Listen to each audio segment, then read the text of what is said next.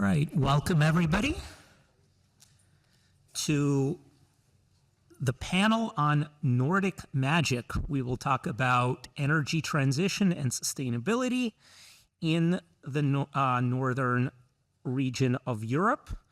We have 5 speakers from the far side. We have Jeppe from the Consulate of Denmark, Nicole from Novo Nordisk, also in Denmark, Lotta from the Finnish Consulate, Linda from GTI representing Sweden, and Jonathan representing Heimdall Power based in Norway.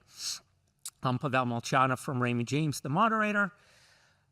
I'd like to start with the same question I asked your counterparts from Germany and the Netherlands earlier today, which is Russia's war in Ukraine and the transformation of the energy sector as a result of that war is now 3 years old. What have you learned over the past 3 years? And how do you kind of perceive the change in your country's energy profile during that period of time? Anybody can start. I can try this one first. So hello, everybody. Thank you for having me, Lotta from the Finnish Consulate in New York.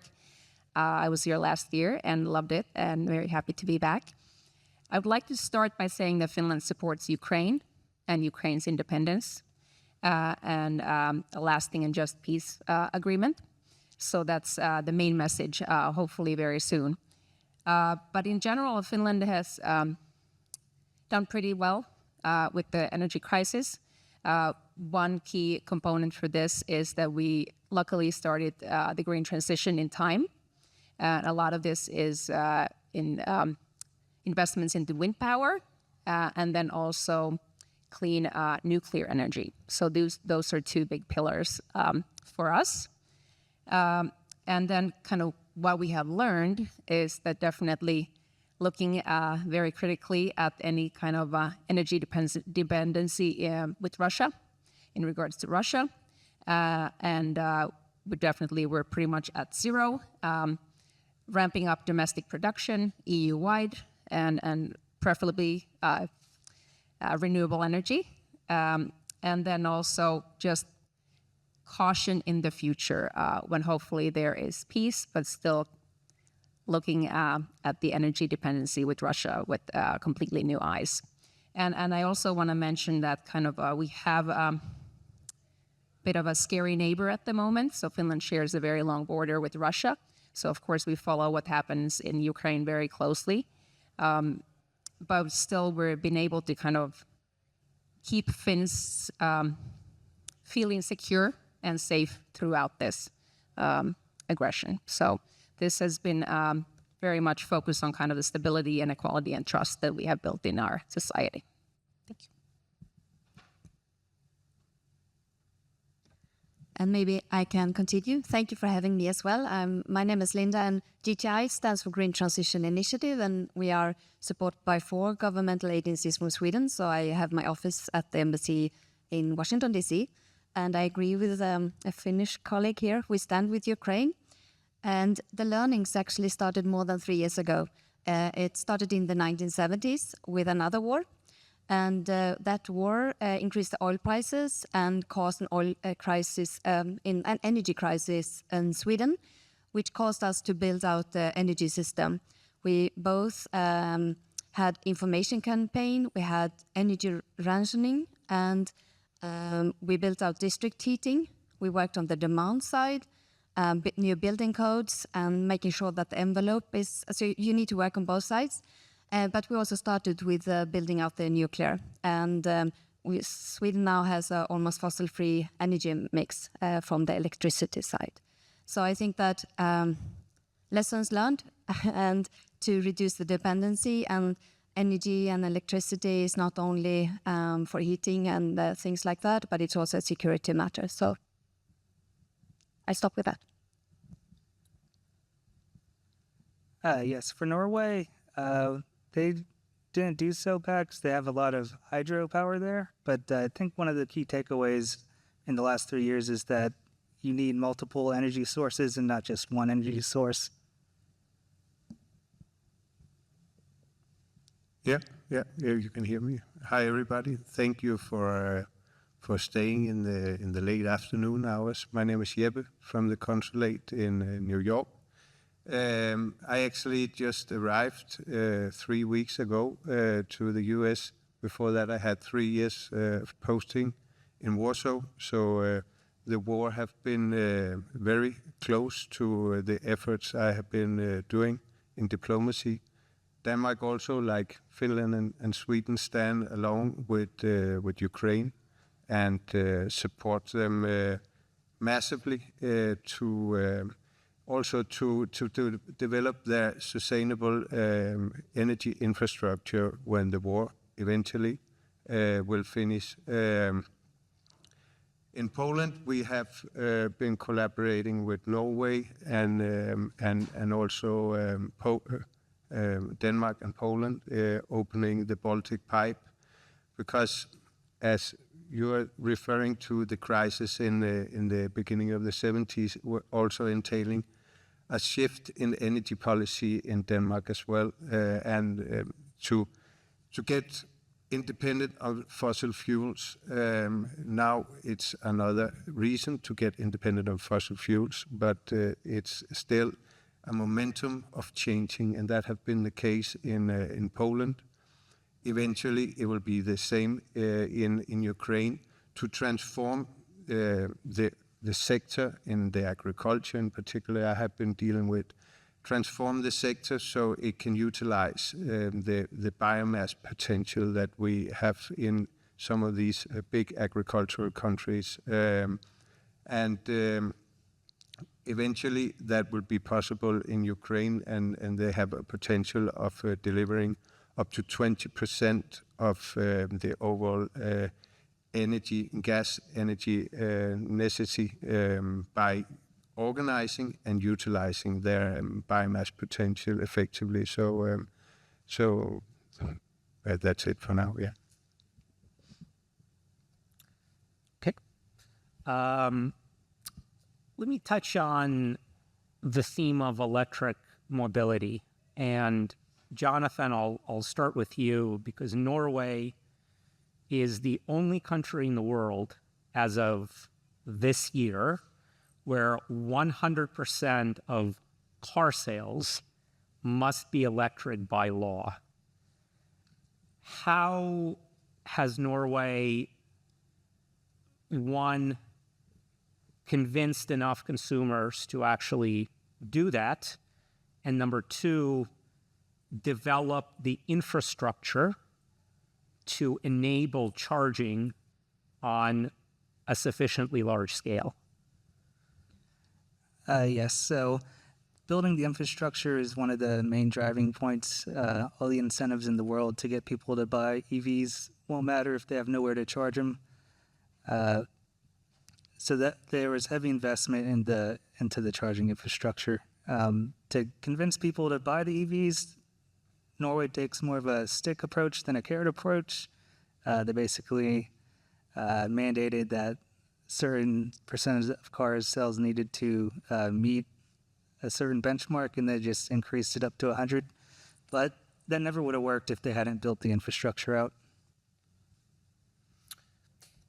Anybody else want to talk about electric vehicle adoption in your country?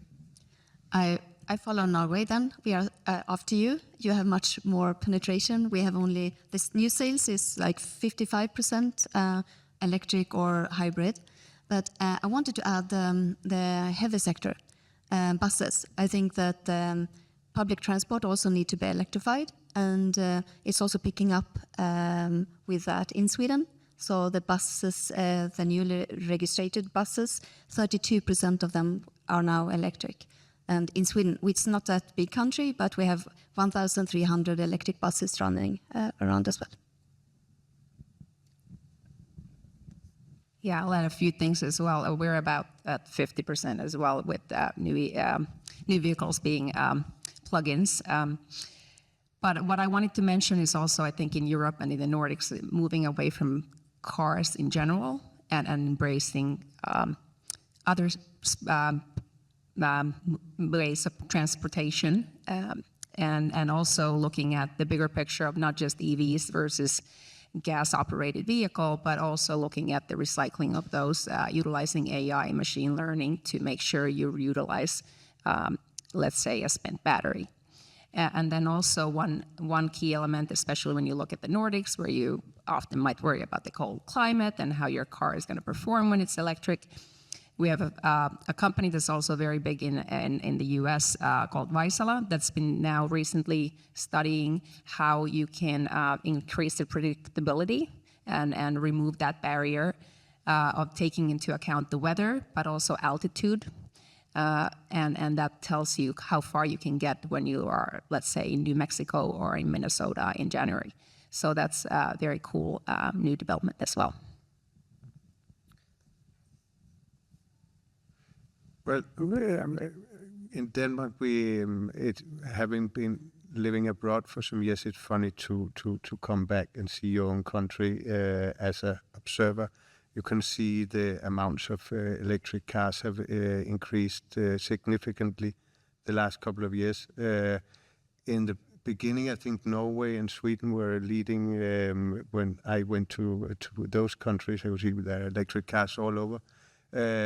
For the same reasons, to be cautious about the climate changes, to take the bike rather than the car. It's a really Danish attitude, I can say.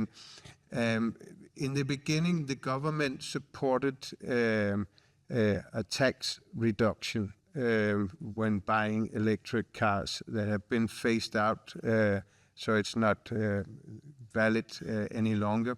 But that's took off or set off the market, and this in 2024 half dividends between fossil fuel cars and electric cars. So it's a market that are booming. May stay with Denmark and Nicole. One of the, I think, classic kind of case studies of sustainability across the Nordic region, but maybe particularly Denmark, is the circular economy. Just for our audience, can you define how you think, what you would define the circular economy as? Thank you. Thank you all for having me. I'm Nicole Niwa. I am from Novo Nordisk here in North Carolina. So we are a healthcare company, and we have 4 is underway, manufacturing facilities here in North Carolina.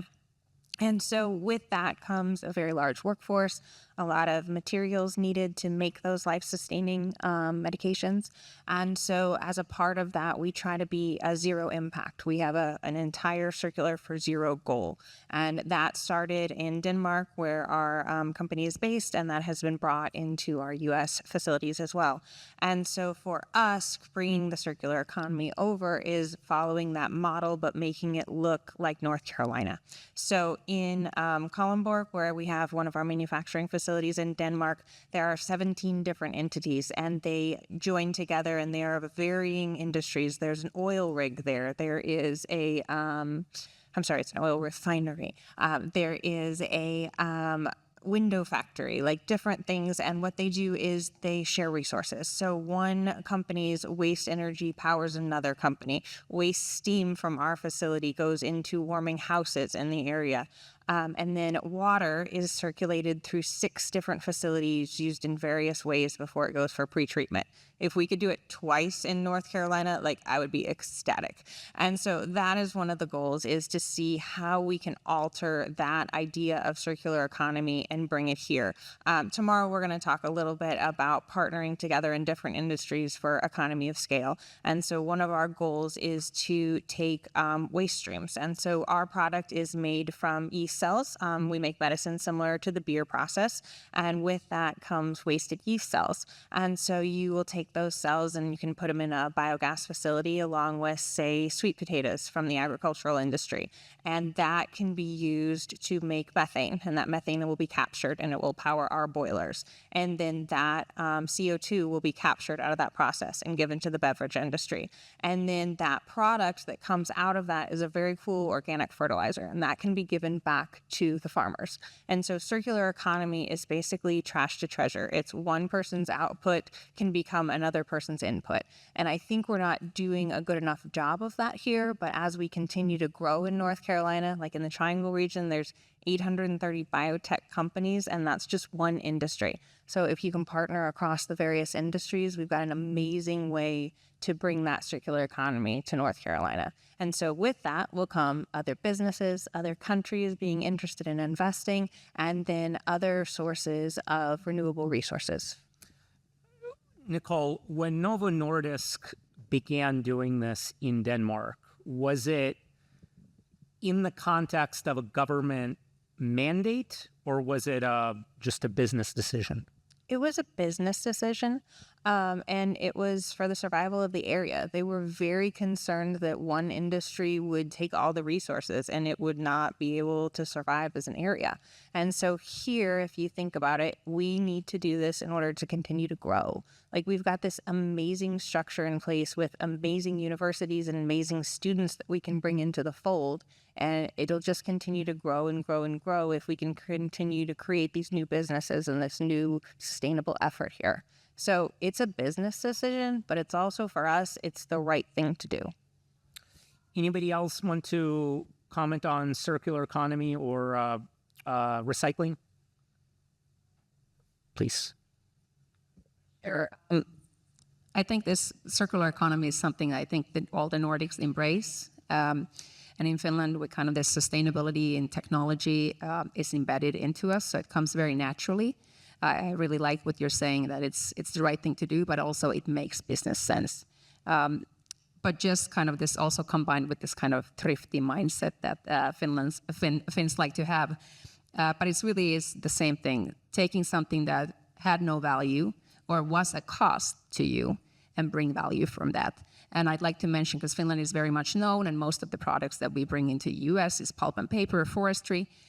So I think 2 years back already, we were at 95% of all kinds of side streams or products that were kind of came as the side from the pulp and paper business are already utilized. So it's utilized for, as energy or raw material or material for something else. Jonathan, let me ask a question from the standpoint of climate adaptation, because you mentioned Norway had the advantage of hydropower when Russia invaded Ukraine. The problem with hydropower is we know that the climate crisis is causing more droughts, more heat waves, which means less hydroelectric output. What is the roadmap in Norway to diversify your electricity supply so that it is not as dependent on hydro? I'm not sure on the exact. I don't know the exact roadmap, but I know that we're heavily investing in wind and solar right now. There's also a green hydrogen initiative, because the highest barrier to green hydrogen's always been energy prices. And with the low cost of the hydro plants right now, that gives a huge benefit for Norway. But it's still, I think, 90% hydro. Yeah. Okay. Yeah. And then maybe similar question for Jeppe or Nicole. Denmark famously is very, very focused on offshore wind, more than any country in the world. Can you just explain how you have built this giant offshore wind industry?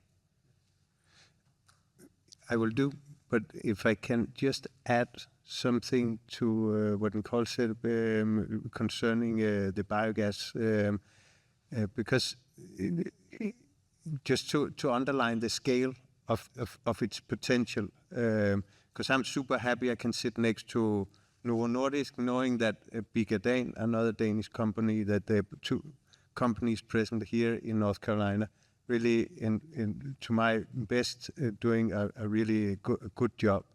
And in Denmark, we currently have 40% of biomethane in the gas grid. And in 2030, the political, and it's what I'm coming to when I'm going to the offshore question. In 2030, it's our ambition, and we could reach it even before. It's our ambition that we have 100% of our gas usage coming from biogas production. We could reach it before, we will not do it, and it's because we have started exporting our biogas to other countries, which underlines that it's a good business. Just to add that. When it comes to offshore industry, it is also due to the crisis we had in the beginning of the 70s, and the politicians started to rethink how can we be energy independent from fossil fuels.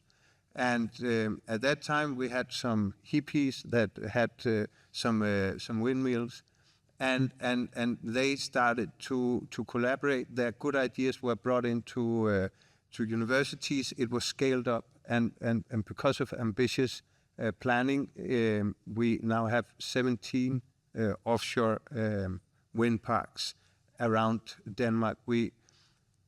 In the summertime when it's warm, it's nice with the wind, but it can also be annoying. From an energy perspective, it can be good.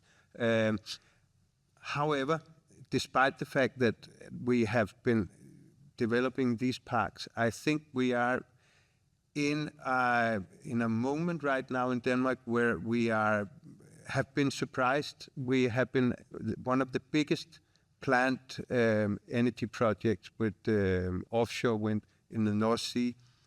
We had it for a tender procedure in the beginning of this year, and we had 0 offers. So we have really been surprised by that fact. And maybe there is now a reflection going on, despite the fact that it have been so far successful, that maybe we have been focusing too much on the supply demand, that the market apparently is developing more slowly than anticipated. So we are in a time where we evaluate what to do. No answers yet, but that's status. Lotta, let me ask you about nuclear. Finland has the distinction of being the Western country with the newest nuclear power plant, just about 2 years old. I think it costs 12 billion euros, something like that.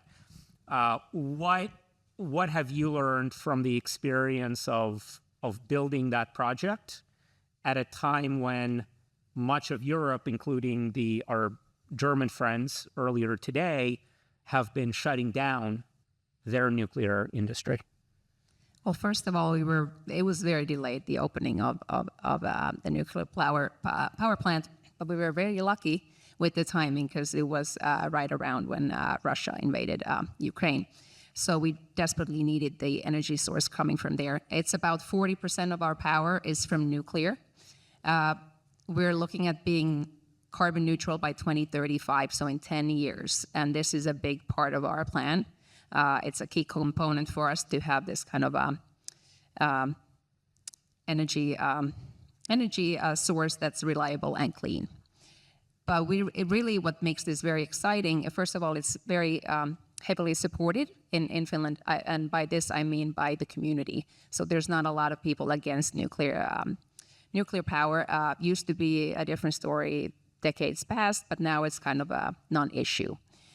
But is that we're very close to being the first country in the world to solve this key missing piece from sustainable use of nuclear power, and this is final disposal of spent nuclear waste.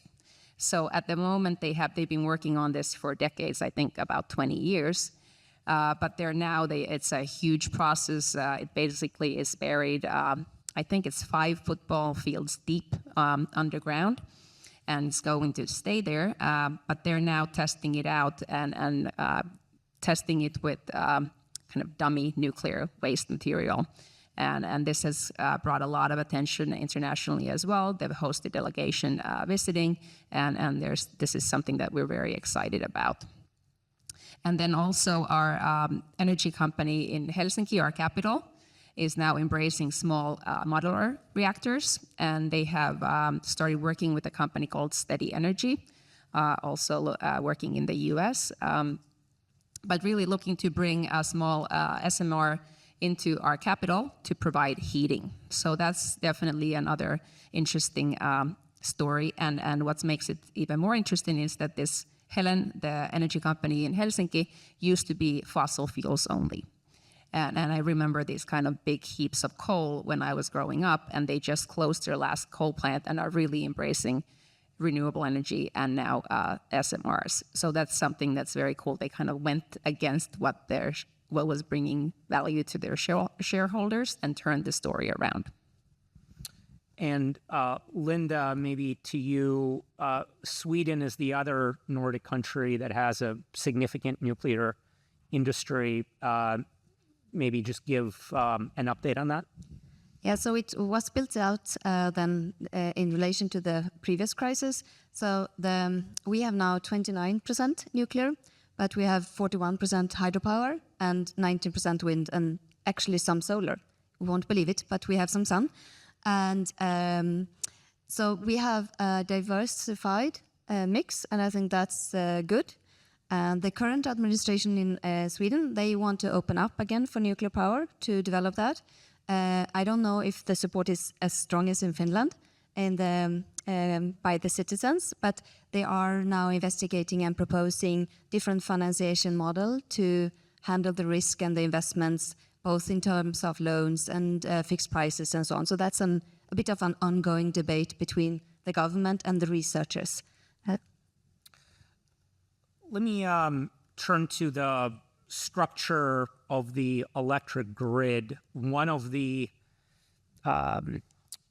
complaints or drawbacks of the Nordic region historically was it's somewhat isolated from the rest of the European energy market. So maybe Jonathan, since you work at a company that provides technology for the electric grid, how do you think about modernizing and optimizing the grid so that it is more digitized, more resilient, better able to, provide reliability and stability of the power?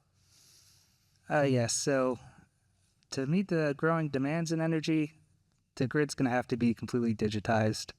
That's going to allow for rapid response and better decision making in the operations and more efficient usage. So the days when you could decide we needed to turn this line on, have someone drive out to the substation, and maybe they'll turn it on 2 hours later, that's not good enough anymore. So what we do is we help you get the most use out of your existing assets. So we put a hybrid approach of hardware on the line and then software data analytics on the back.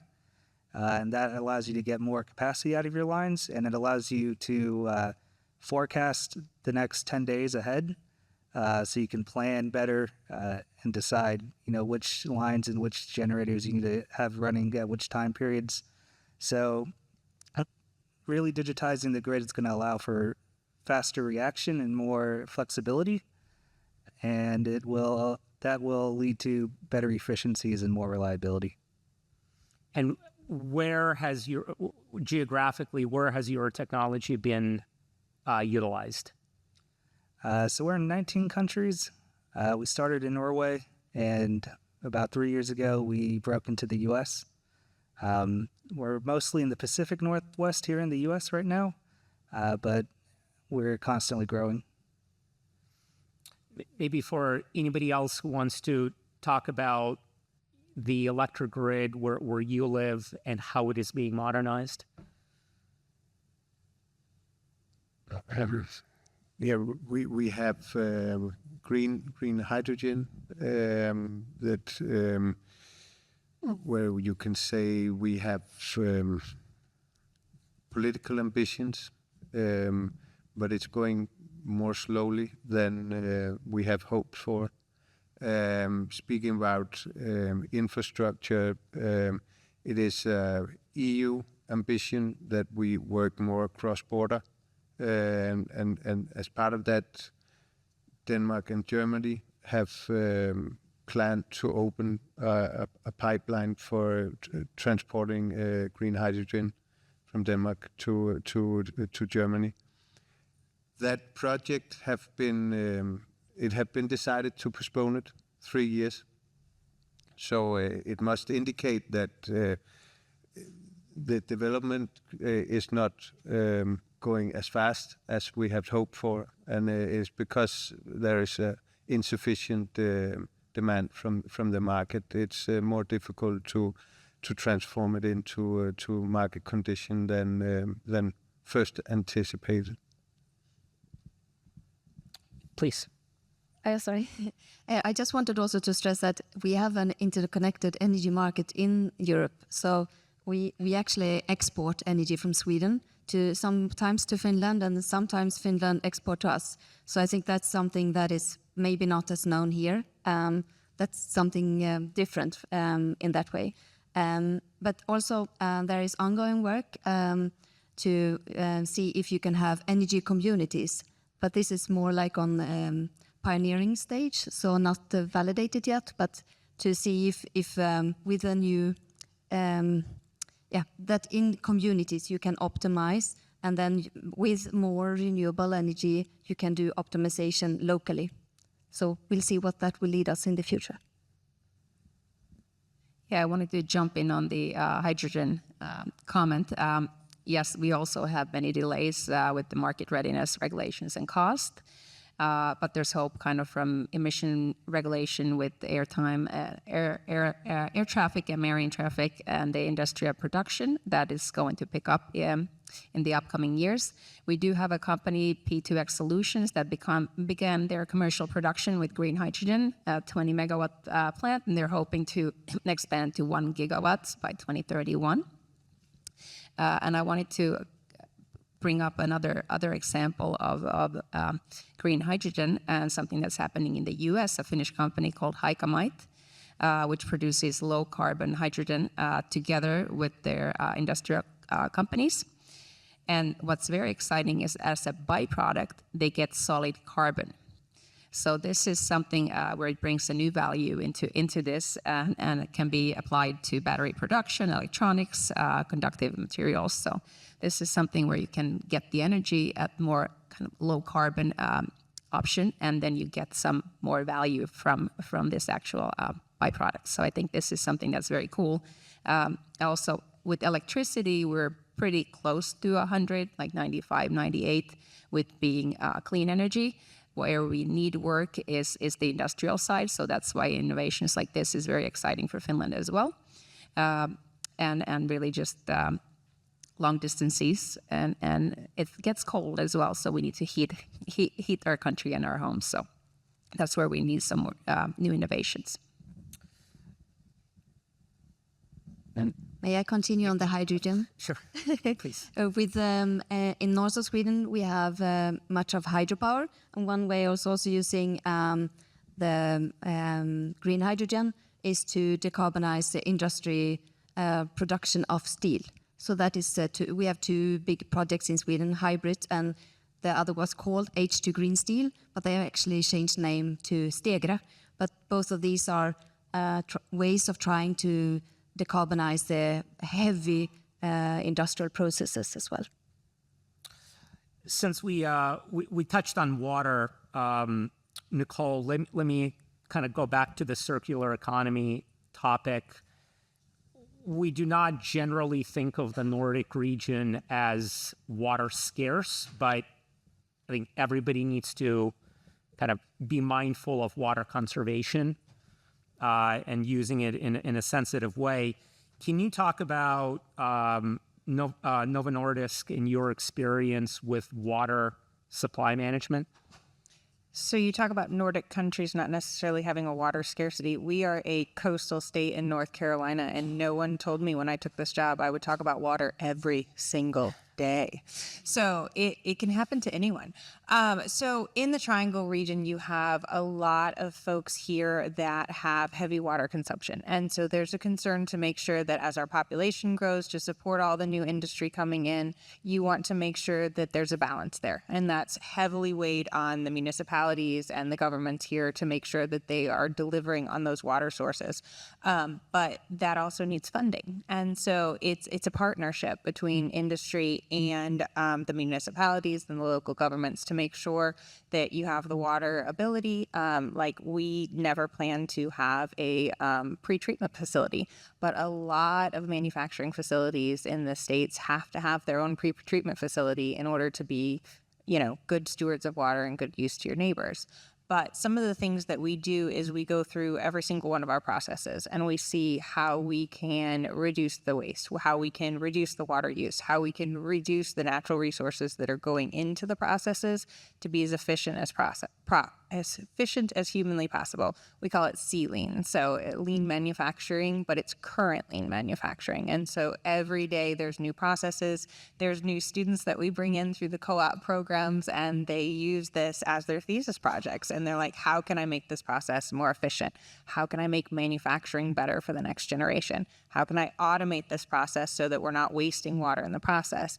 And then also we're working to figure out how we can use our own water and go through a recycling process. And so that'll be very new for us here, but a lot of companies overseas have already started to work through those processes because they've already faced these scarcities. And so it's a really interesting time, but there's a lot of opportunity for like innovation and ways to use water differently. Last question I'll ask you about before we go to Q&A from the audience is supply of strategic metals and materials. This is something that the Nordic region, I think in the European context, is relatively well known for. Lithium, rare earths, nickel, cobalt, there are a lot of different minerals. Can you talk about, and this is for any of you in your country, how those metals are being mined?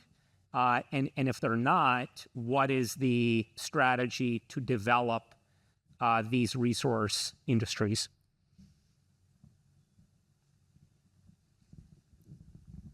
Sure. So when it comes to mining, very important to keep in mind as well sustainable mining practices. And especially now with the supply chains and just lack of materials and these critical minerals and resources, getting back to circular economy. So again, coming back, when I gave the example of with cars, utilizing AI and machine learning to make sure how to reutilize this material, same is discussed on how could we do that in regards to minerals and build up on that. So I think that's something that we really have to work together and also just keeps getting more and more important, and definitely politics are getting into this and touches upon a lot of different industries. So definitely something to follow and expand on them. So Finland produces what right now? I don't want to say it so I don't say it wrong, but a lot of the ones you mentioned. Okay, very good. And as you were so specific, I hesitated to answer because I cannot give you an answer specific materials, but I know that we have made new findings and that the Swedish government was very excited about it, but I don't remember what mineral it was.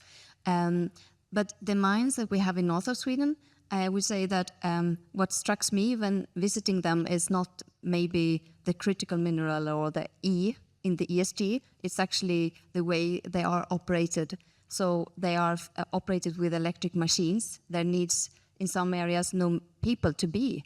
And this is something else compared to maybe other working areas. So I think the part of sustainability to really include the social aspects of when we get this mineral out of the mine, that we should do it properly. Anybody else on that? Very quickly follow up on this. I'm gonna blame getting up at 3 a.m. and having 4 kids and all this that I don't remember. I'm gonna beat myself up for not remembering. But in general, it's the whole life cycle of batteries is what we can offer from Finland. So starting from the minerals to the reuse and recycling components. So that's something that we're very heavily looking into, especially now with all the electrifying everything. Okay. Questions? Anybody? Yes. Quick question. So, from the perspective of this region, it seems like there's a growing interest from the Nordics here. Is there, if you see this as a specific cluster that maybe is based on Novo Nordisk and Electrolux being in Charlotte, for instance, or is it pretty much spread across the country? Are there advantages to having a cluster in the Southeast where you might have a group of Nordic countries? It's about the industry that is here, not necessarily the countries, but the industry that's already here from various countries can bring their learnings and their experience with them. And so there's a lot of different corporations in the Triangle region that have brought in partners from their countries because they have already had that experience and those successful processes. We're not unique. There's clusters in Seattle and Oregon, and so these clusters exist. It's just this is a really great opportunity and a really great time to do this with the expansion and I say the universities, like you guys are talking about your minerals and things. I'm sure that some of these labs and the launch labs and the incubators right now, they're probably already like 3/4 the way through with the solution and planning their business models. And so this is the time to do this. I will add to this that cooperation is definitely key with this as well. We're definitely not doing it alone, and kind of this public-private partnership with the private side and citizens, but also universities, like you mentioned. And with North Carolina in mind, we have companies here, for example, with EVs. We have Kempower here making the electrical chargers, and it's definitely an area that's attracting more and more attention. And we're definitely looking and hoping to get more Finnish companies to come to this area. Other questions? Yes. Hi, I'm Nicholas Fox, a student at Appalachian State University. And I was wondering, what's the public perception of the transition with all this different infrastructure with nuclear and different hydrogen? What is the public perception? How are they taking it with all this new energy coming in that area? Should I start from this? I think in Denmark in 2019 it was a climate election, and that resulted. It was a huge mobilization amongst the youth, and it resulted in a climate act with binding reduction target for eventually becoming carbon neutral, and therefore. There's an understanding of the necessity, but there's also commitment from the business community, seeing that Denmark is a small country, not Finland and Sweden, but we have realized that we are more maybe ambitious than our size of our country allows us to be. So the philosophy of producing more with less very much prevail. So and that have been turned into a business opportunity. So climate sustainability goes hand in hand with business. So there is a general support. Not said that it cannot be met with skepticism at the beginning, but generally speaking, there is a broad support for progressing. Speaking for this state, we recently just did a study to see how much interest there would be here, just from the general public in our areas where we manufacture things on our sustainability efforts. It was far higher than we ever expected, especially with millennials and Gen Z. Like that was a huge target point to them. It was workforce development was first, and then their sustainability was the second of all the items we surveyed for. So it was pleasantly surprising how welcoming it is here.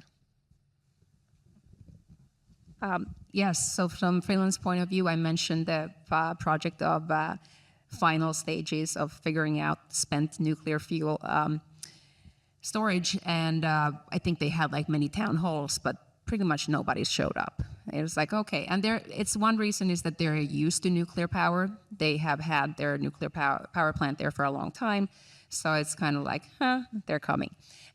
So that's one aspect. There has been some protests, I think, with wind power that Finland has had, but as a whole, as I mentioned before, sustainability is really embedded in us.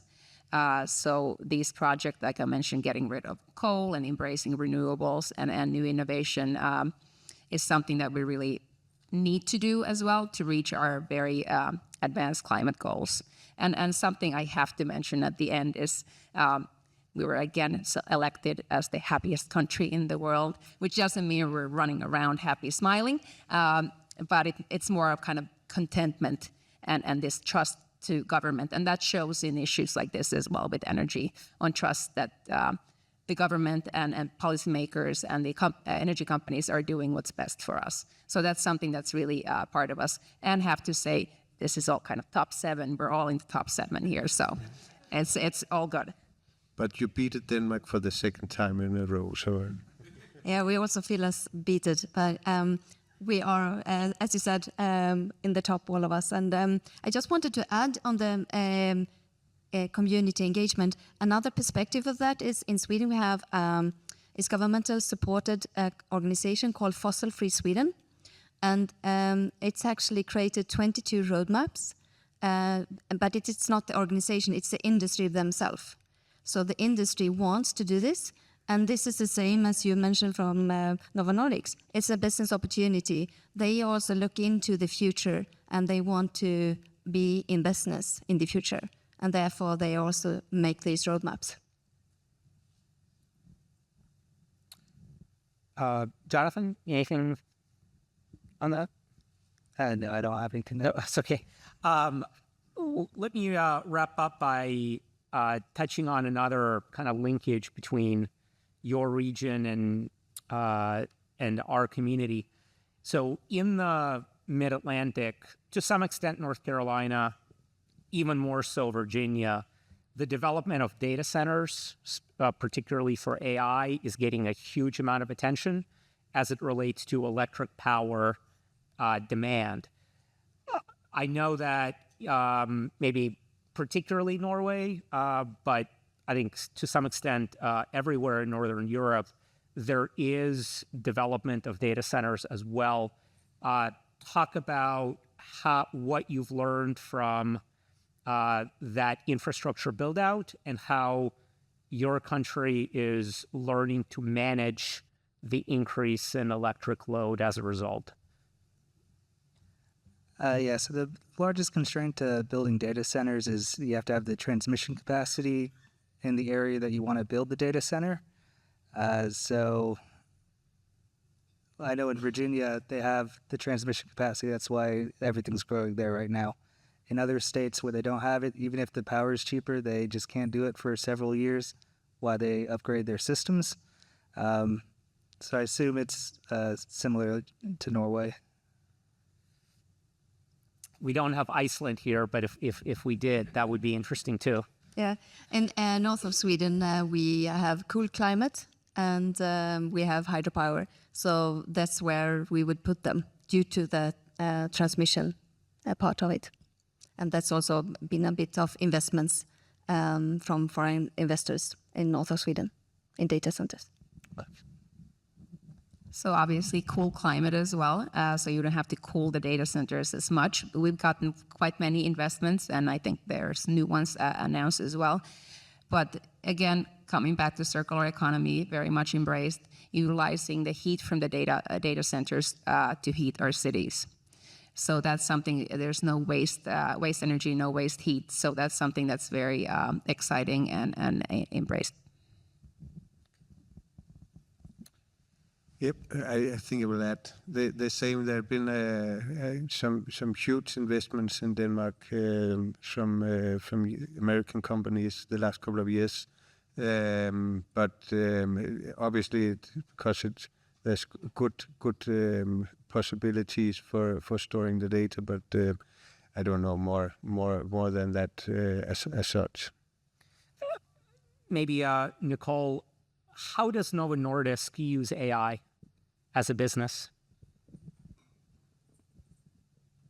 What's not confidential? Let me think about this for a sec. So we are embracing it as part of our transition, and it's making things faster and it's making things easier, but it's also helping us upskill our workforce. So we are very much moving into a more automated workforce, if you will, whereas we're not eliminating the jobs. We are needing more and more people, but we're needing them to make the decisions that AI can't. And so we use it for the processes that we can, and then we use our humans for that amazing ability. I like to joke. So we have a robot that we use in our talent acquisition department. His name's Astro. He's a little dog. And we take him when we meet with students and when we meet with elementary school children to kind of inspire them. But Astro has become like a symbol on the team of like finding efficiency. And then one day I was home and Astro had come home with me for Christmas break. And I have twin 9-year-olds, and my daughter is cheating on her multiplication homework with Astro. And I got so furious, and my boss comes in. She's like, well, obviously she got that from you. You're always telling us to, use efficiencies and use AI where we can. And she found AI to make it more efficient. And so Astro has become a plus and a minus on our team for efficiency, because he can answer simple questions when we take him to career fairs, like how do I apply for a job at Novo Nordisk, to allow our recruiters to handle the more complicated questions like what core competencies are you looking for in a chemical engineer that Astro can't answer. But also, like, we need to make sure that there's that balance and that partnership there so that we have the human and AI to make sure that we have that. And it's what we're going to need in order to continue to grow to deliver for our patients. All right, we will wrap it up there. So Jeppe, Nicole, Lotta, Linda, and Jonathan, thank you very much.